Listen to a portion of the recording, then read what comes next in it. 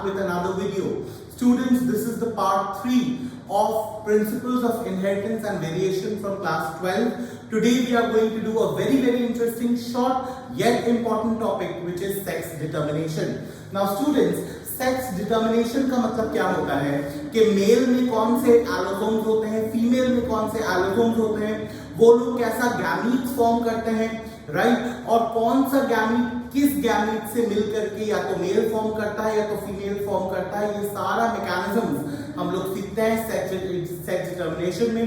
NEET के लिए काफी इंपॉर्टेंट सवाल यहाँ से बनता है. Very regular questions are asked from this particular chapter. Now students, coming to our topic which is sex determination, ये कुल मिला के 3 टाइप के होते हैं. एक which is called male heterogamety, as you can see over here. In the middle you will find female heterogamety, and on the right hand side you will find haplodiploidy. Students, ये तीनों हम लोग animal kingdom में देखने को मिलता है कि ये 3 अलग-अलग टाइप के एनिमल्स, बेसिकली अलग-अलग टाइप के एनिमल्स अलग-अलग टाइप का एग्जिबिट करते हैं. जैसे फॉर एग्जांपल अगर ह्यूमन बीइंग्स के बारे में बात करें, right, if you talk about us, हमारे पास क्रोमोसोम्स कितना है? 2n = 46, जिसमें से 44 इज कॉल्ड ऑटोसोम्स, है ना, सोमैटिक क्रोमोसोम्स, ऑटोसोम्स. लास्ट का 2 जो होता है वो हमारा क्या होता है? सेक्स क्रोमोसोम्स या फिर allosome. In case of male it is XY, in case of female it is XX, है ना, we know this from our class 10 knowledge. लेकिन जैसे ही स्पर्मेटोजेनेसिस होता है, स्पर्म का फॉर्मेशन होता है, स्पर्म में ऑटोसोम से तो आधा आएगा, तो हम लोग को पता मियोसिस करके आता है, तो 44 का आधा मतलब 22 आ गया. एलोसोम में कौन सा आएगा? या तो X आ सकता है या तो Y आ सकता है ना. तो मेल्स में स्टूडेंट्स याद रखना, in case of human beings there are 2 options, या तो 22 प्लस X वाला स्पर्म बन सकता है या तो 22 प्लस Y वाला स्पर्म बन सकता है. बट फीमेल्स में देखो तो पूरा अच्छा से डिवाइड हो सकता है, 22 प्लस X ही रहेगा. तो याद रखना स्टूडेंट्स, हेटेरोगैमेटी का मतलब क्या होता है? हेटेरोगैमेटी का मतलब 2 अलग-अलग टाइप का गैमीट प्रोड्यूस करने वाला. मेल हेटेरोगैमेटी में मेल 2 अलग-अलग टाइप के गैमीट प्रोड्यूस करेंगे, फीमेल एक टाइप का गैमीट प्रोड्यूस करेगी. तो फीमेल को हम लोग क्या बोलेंगे? होमोगैमस. मेल को क्या बोलेंगे? हेटेरोगैमस. क्लियर? सिमिलरली फीमेल हेटेरोगैमेटी में हम लोग क्या सीखेंगे कि फीमेल 2 टाइप का गैमीट प्रोड्यूस कर सकती है, मेल एक टाइप का स्पर्म प्रोड्यूस करेगा. क्लियर है? और हैप्लोडिप्लॉइडी तो ये सारे रूल्स को फॉलो ही नहीं करता, वो तो एकदम निराला सा टॉपिक है, उसको हम लोग सीखते हैं. सबसे पहले आइए देखते हैं मेल हेटेरोगैमेटी को, है ना. सबसे पहले आइए देखते हैं हम लोग मेल हेटेरोगैमेटी को. मेल हेटेरोगैमेटी में मैंने क्या बोला आपको students? That the mails will produce 2 types of sperm, whereas the female are homogamous. Homogamous का मतलब female will produce only 1 type of ovum. ये भी 2 टाइप का होता है. चलिए आइए देखते हैं. सबसे पहले पहला वाला जो टाइप है उसको बोलते हैं XX-XY मेथड. ये XX-XY मेथड आप लोग का बड़ा फेवरेट है, बिकॉज ये क्लास 10 से आप लोगों ने सीखा है. XX यहाँ पे हम लोग डिनोट करते हैं एज फीमेल. XX होता है फीमेल का और XY होता है मेल का एलोसोम. तो अगर मियोसिस करेगा मेल तो क्या टाइप का गैमेट्स प्रोड्यूस करेगा? 1 type of sperm will contain X, the other type of sperm will contain Y. तो male is heterogamous, male is showing heterogamety. Clear है? Are we understanding? और यहाँ पे ये तुम्हारा होमोगैमेटी शो कर रहा है, फीमेल, है ना. क्लियर है? एग्जाम्पल पूछा जाता है तुमसे. एग्जाम्पल ये 2 ऑर्गेनिजम्स में देखा जाता है, एक ह्यूमन बीइंग्स और दूसरा Drosophila. Do you remember Drosophila? Fruit fly, jackpot of genetics, TH Morgan. मेरा लास्ट वीडियो में आप लोगों ने देखा था, अगर नहीं देखा तो जल्दी से देख लो लास्ट का दोनों वीडियोस. क्लियर? उसके बाद यहाँ पे ये दूसरा टाइप का होता है, इसको बोलते हैं XX-X0 मेथड. ये XX-X0 मेथड में XX हम लोग डिनोट करते हैं, यहाँ भी दोनों में सेम है. XX वहां भी फीमेल, यहाँ भी फीमेल. वहां पे XY का मेल, यहाँ पे X0 है male. Now what is one point to be noted students is, यहाँ पे 0 का मतलब कोई क्रोमोसोम नहीं है ना. ऐसा नहीं है कि एक Y क्रोमोसोम का रिप्लेसमेंट 0 क्रोमोसोम हम लोग या O क्रोमोसोम हम लोग रख दिए, right. It is the absence of a chromosome, है ना. बड़ा सिंपल सा बात है कि मेल्स में सिर्फ एक ही टाइप का एलोसोम होगा, एक ही एलोसोम होगा, दूसरा उसका काउंटर पार्ट नहीं होगा, है ना. तो इसका मतलब in general males will be 1 chromosome lesser as compared to females. ये क्वेश्चन बड़ा ही नीट में पूछता है स्टूडेंट्स, तुमसे पूछेगा एक का क्रोमोसोम 16 है, एक का क्रोमोसोम 15 है ग्रास हॉपर में, या कोई भी ऑर्गेनिज्म, ये ग्रास हॉपर में देखा जाता है ना। तो सपोज एक का 18, एक का 17 दे दे, है ना।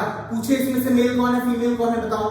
तो obviously female will be 1 chromosome more in number, तो 18 वाला फीमेल, 17 वाला मेल, या अगर 16 15 दे तो 16 वाला हो गया तुम्हारा फीमेल, 15 वाला हो गया तुम्हारा मेल। बात समझ में आ रहा है। यहाँ पे फीमेल तो एक ही टाइप को ओवम प्रोड्यूस करेगी which is containing x, always allosome में एक्स, लेकिन मेल यहाँ पे दो टाइप के स्पर्म्स प्रोड्यूस करेंगे, one containing x allosome, the other containing nothing allosome, right. वो स्पर्म में कोई एलोसोम नहीं है। तो ऐसा स्पर्म जिसमें कोई एलोसोम नहीं है, वो अगर फीमेल गैमेट के साथ मिलता है तो वो मेल ही बनाएगा, है ना। अगर जीरो वाला, मतलब ऐसा स्पर्म जिसमें कोई एलोसोम नहीं है, वो अगर फीमेल ओवम के साथ मिलता है तो वो क्या बनाएगा, क्या उत्पन्न करेगा, वो एक मेल को ही जन्म देगा, है ना। लेकिन एक एक्स कंटेनिंग स्पर्म अगर फीमेल ओवम के साथ आकर के मिलता है तो वो क्या बनाएगा, एक फीमेल। एकदम एग्जैक्टली एक एक्स कंटेनिंग स्पर्म अगर ओवम के साथ आकर के ह्यूमन बीइंग्स में मिलता है तो वो क्या बनता है, फीमेल, राइट। मेल्स, इसीलिए sperm is responsible for the sex of the child, not the ovum. अभी अंडरस्टैंडिंग, बिकॉज़ स्पर्म्स दो टाइप के होते हैं, ओवम तो एक ही टाइप की होती है बेचारी। बात समझ में आ रहा है।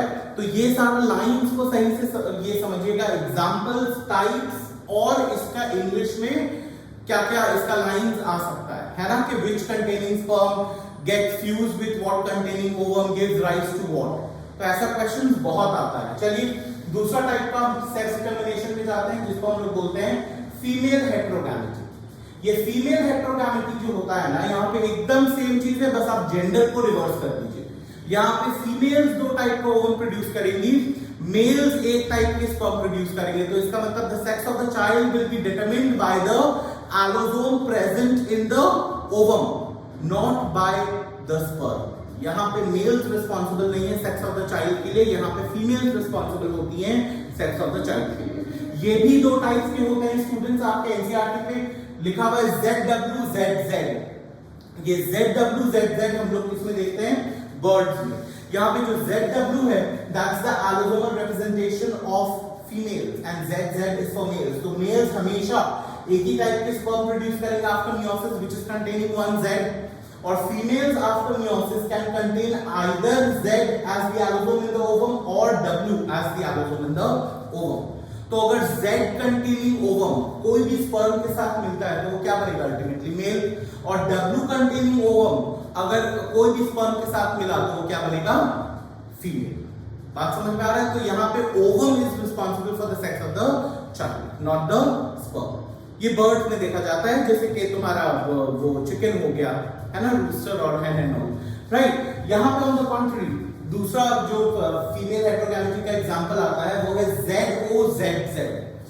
यहाँ भी O रिप्रेजेंट करता है as the absence of a chromosome. Remember students, it is seen in some butterflies, right. तो कुछ बटरफ्लाइज में आप लोग देखेंगे ZOZZ टाइप का sex termination, wherein the female can produce two types of ovum, one containing Z as the allosome, the other containing nothing as the allosome, right? तो ऐसा ovum बन सकता है जिसमें कोई भी allosome नहीं है ना। O signifies nothingness, कुछ नहीं है, क्लियर है। लेकिन एक ही टाइप का स्पर्म बनेगा which is containing Z as the allosome। तो यहाँ भी फीमेल गैमेट या ovum ही डिसाइड करेगा the sex of the child, right? If a Z containing ovum gets fertilized with a sperm, you will get a male, and if a nothing containing का मतलब बाकी autosomes है भाई, allosome में कुछ नहीं है।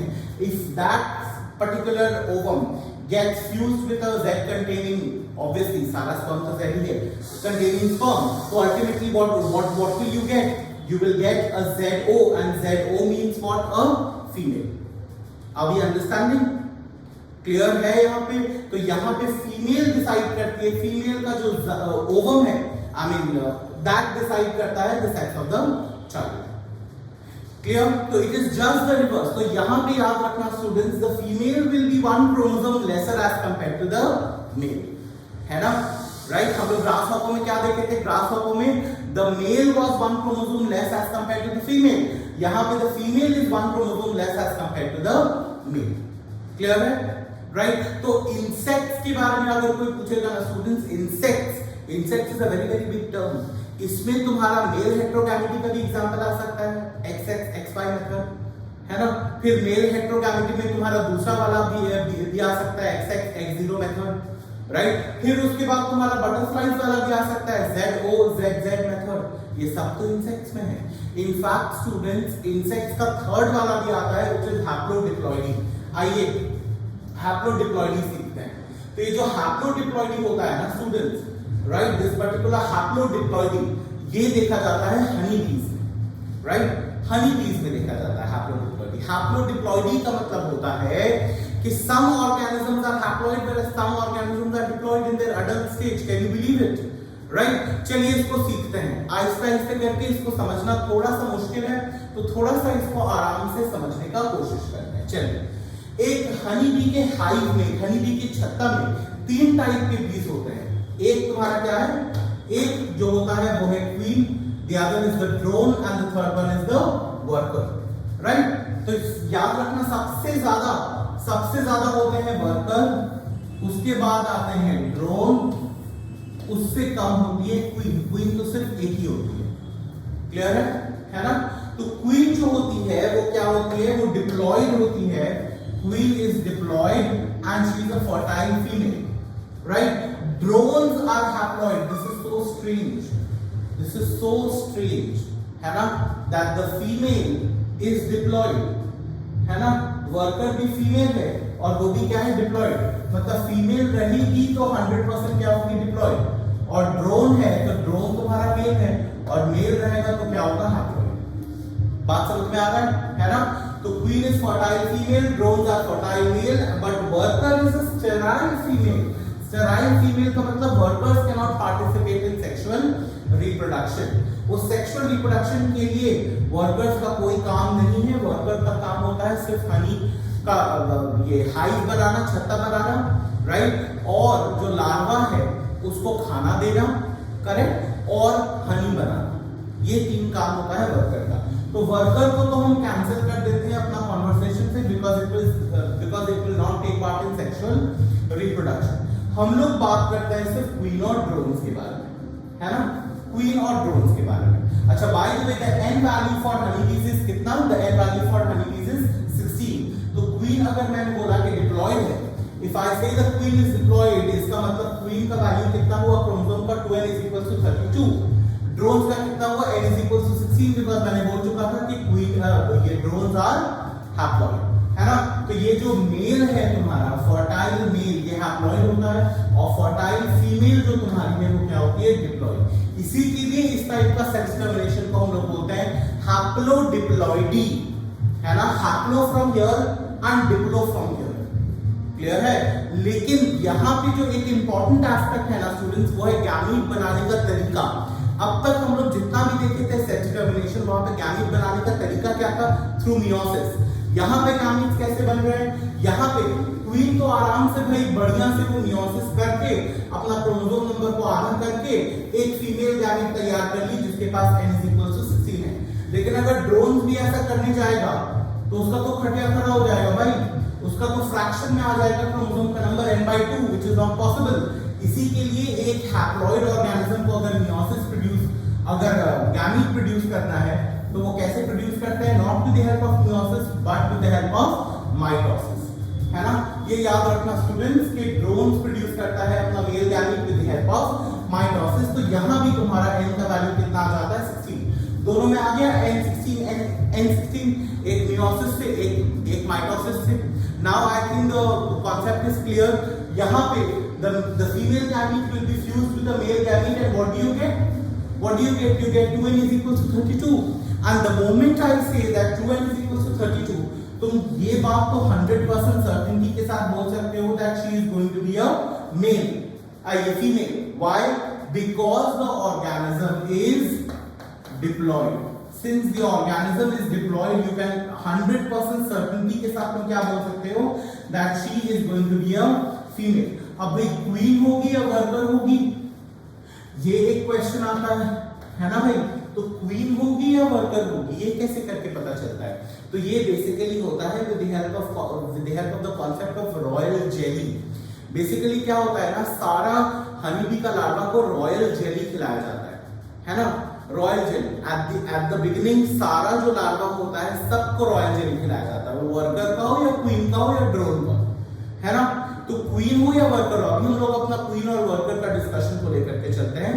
तो क्वीन और वर्कर दोनों को ही खिलाया जाता है रॉयल जेली। लेकिन जब हमारी क्वीन पुरानी हो जाती है या मरने वाली होती है, तब क्या करते हैं, वर्कर लोग डिसाइड करते हैं that we need a new queen. तो वो लोग क्या करते हैं, रॉयल जेली कुछ टाइम तक ज्यादा खिलाते हैं एक पर्टिकुलर लार्वा को।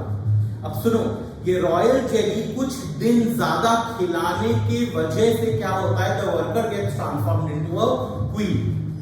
बात समझ में आ रहा है?